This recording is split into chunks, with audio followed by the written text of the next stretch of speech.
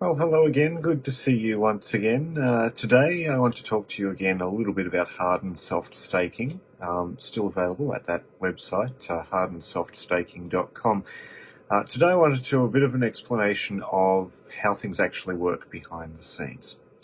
It's actually pretty straightforward, but there's a bit of a thought process behind how things work. I think having a bit of an understanding of what's actually happening behind the scenes will help you to work with it a little bit more constructively and hopefully help you to make a little bit more of a profit from it. Also, I think actually understanding the staking plan can give you a bit more confidence in working with it. Certainly, I know for me, I like to know how things work, why they don't work, and I just having a bit of an understanding of how things work and the thought process behind them can help you to work with them. And I also find that understanding things like that can give you more ideas as to how to work with things, and I'm sure you'll think of ways to work with this that I haven't thought of. So let's have a look and see how this works. So at its very core, this staking plan was derived from a casino strategy that I don't think actually works very well for what it's supposed to do. There's a casino strategy that was designed to work with even chances. So let's look at roulette, for example. Your odds or evens, your reds or blacks. House edge with casino games is always an issue, and with this staking, it was no different. The idea here being that you would start at whatever stake you wanted.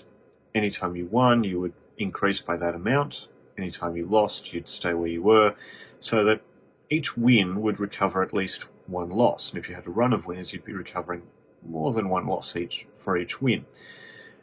Trouble is, these paying $2, they don't actually win 50% of the time. They actually win slightly less. The house edge makes sure of that. And eventually, these will run into a losing streak that is long enough that you won't actually be able to overcome it, and you'll end up with stakes that are much higher to try and overcome it, and eventually have small losses along the way, and it becomes quite messy. Eventually the casino wins it. Not really a good strategy for that. So where HardNSoft improves on this, well, for one thing, we're not in the casino, so we're really looking at horses, dogs, sports, anything where you can get a reasonable win rate at a price that's over $2, in my view, is best, but doesn't have to be. What it does, though, to improve on this is that rather than just trying to get a profit, we set two targets. So we have a soft target and a hard target, which I'll explain in a moment. Better, I think, with prices $2 or more. Doesn't have to be, but I think that's where it works best, because that way, especially if you've got prices that are more than $2, then each win is always going to be recovering more than any of the losses. And the targets will adapt depending on circumstances. Now, the basic of the targets. Now, the soft target is basically the same as it was with that casino strategy. It's set to wherever your existing balance is when you start. You just want to exceed that. Once we exceed that, we set a hard target. Now that hard target, we then want to exceed that. And once the hard target is met, that's when we start a new series. So this gives you the opportunity to not just eke out a small profit, but because your stakes will have increased a little bit along the way, and you're getting some decent prices, you're just trying to eke out a higher profit. Make it actually worthwhile. One of the big problems with that casino strategy is that if you do get a winning run, it's just sitting there at that minimum stake, it's winning almost nothing, and then you've got to deal with all those harder runs. This way, at least, when you get winning runs, you're getting the opportunity to get some higher stakes and some higher prices. The important thing about the staking is basically it's as it was in the other system. There's no change there. It is, as we said, you set the initial stake, whatever you're comfortable with. Each series will start at that level. After a win, the stake increases by whatever that initial amount was. After a loss, it's unchanged. So if your initial stake was $1, each win is going to push you up $1 in staking. Each loss will stay where it is. The safety features, and this is where we come back to the hard target.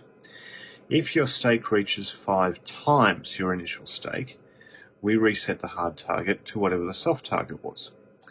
Now the idea here is we're trying to protect the balance. As I said, we get the hard target, which can, when we're getting winners, can get us to a nice profit up here. But if we're getting a run where we don't get many winners and our hard target has been set somewhere, but we're just kind of sitting somewhere down here, we'll reset the hard target to wherever that soft target was. We're just trying to eke out a small profit before we reset and go back to lower stakes.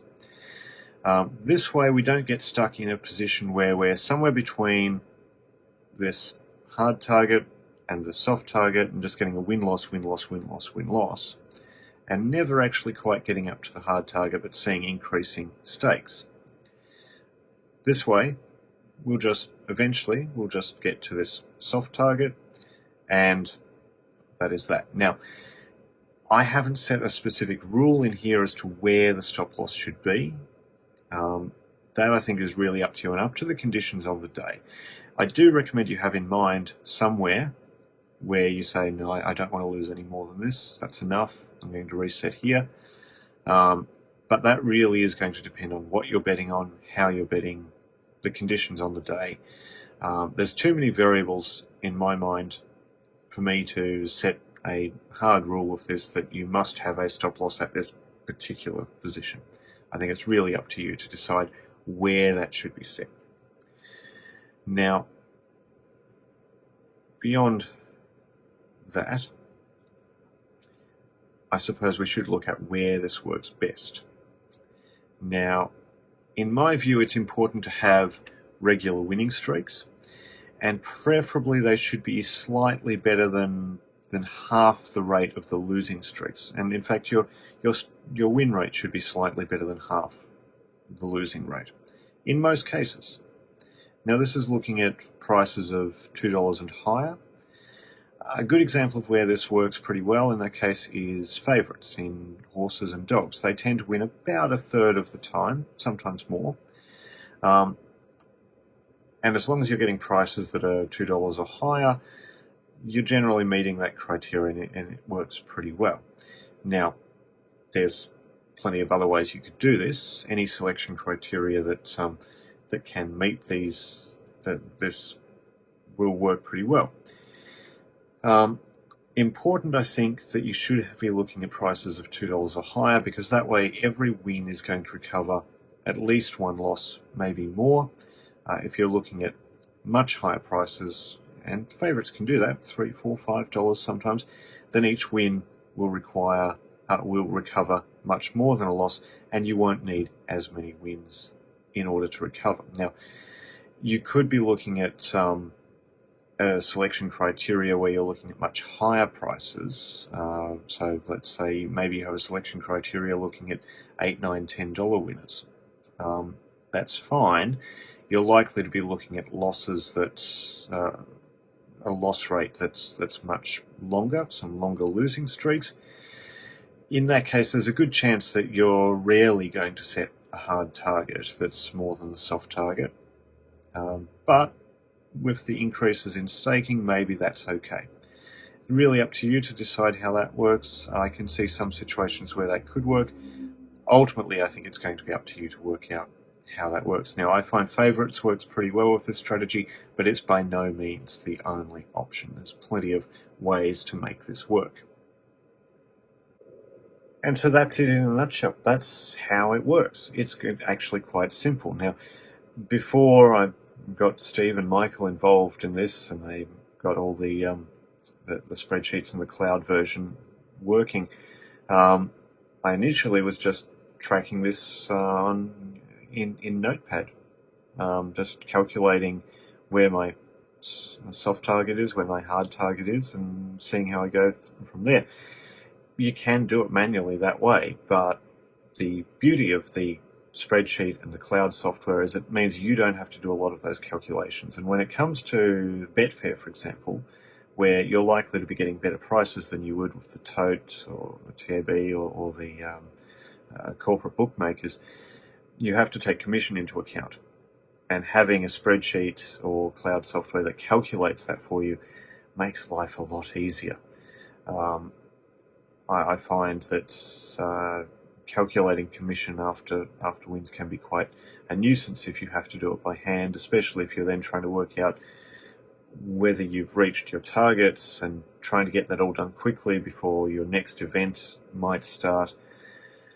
Much easier if you have something that takes care of a lot of those calculations for you, and that's where I think the great value is in the cloud software and the spreadsheet, the Excel spreadsheet. So HardNSoftStaking.com, of course, and the next time I see you, I'm going to be looking at some of the great questions you've all been asking. There's been many very good questions that have been asked about the staking plan. So in the next video, I'll look at that, answer some of those questions. And if you have questions that haven't been answered, maybe they have, you just haven't seen the answer, feel free to ask them in the comments to this video or send me an email, and I'll do my best to reply to you, but certainly I'm interested in answering the questions to a wider audience here in the video. So let me know. I look forward to seeing you again soon. Until next time, good luck on the punt.